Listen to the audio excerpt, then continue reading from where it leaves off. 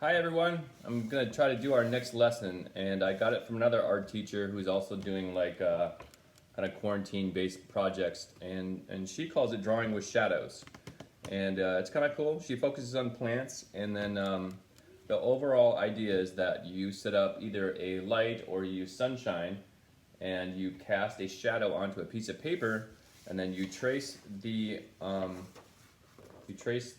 shadow that it casts. And so I used one of my plants to make this one, and a different plant to make this one. And so far these are just done in pencil. And what ends up happening is you get these really kind of cool abstract patterns that are really kind of strange to look at. And then after you do it in pencil, you fill it in. So I'm going to switch views and then show you some more examples.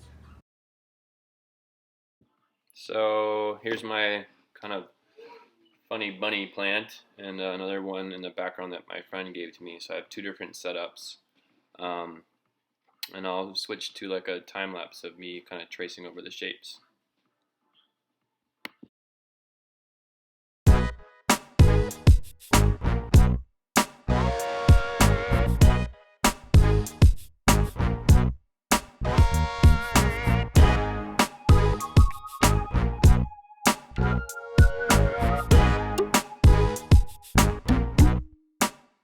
So this part is my indoor setup.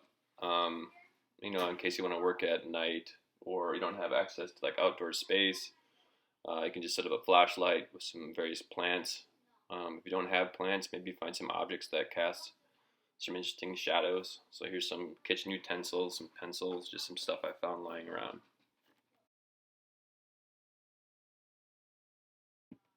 So I'm going to take that bunny plant, and I've got my pencil drawing, and now I'm going to go over it with some colored pencils. So I picked out a bunch of different blues. I like to layer colored pencils, so I started with the lighter blue, kind of filled it in, and then I'll work it over with the darker colors. So I worked on it for quite a while. Then I decided on the inside part of the flower I was going to work through some yellow and orange. I really wanted to kind of make it pop. I like to have like a little chisel tip on my pencil that I find I can get the most control with that, so I kind of flatten out the tips a little bit. Um, that's what helps me. Also, for the background, I did go over it with multiple blues. I did multiple passes, kind of different directions.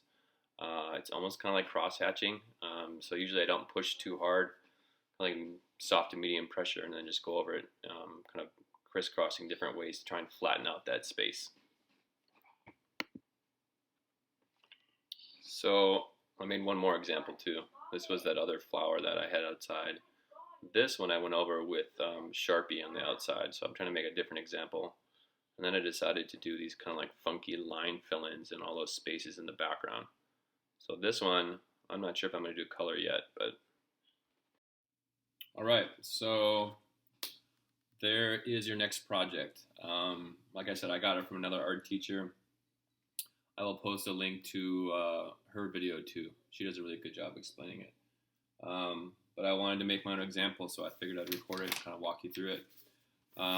Plants are probably best. I think that you get some really cool shapes when you have the leaves casting those shadows. If you don't have plants, you can always use something else.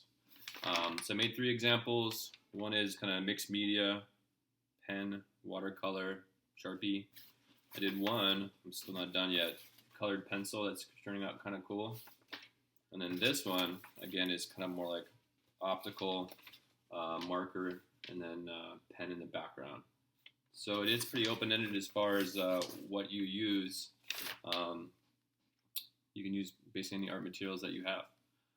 But there are three kind of main steps. You trace the shadows, and then you work on filling it in and post it so I can see it. I guess two steps, shadows and then fill-ins. So I'll post pictures of these, and I hope everybody's doing well. And good to see those of you that stopped by school last week, and for those of you that have been hopping onto Zoom. And I'll probably do another one on Tuesday.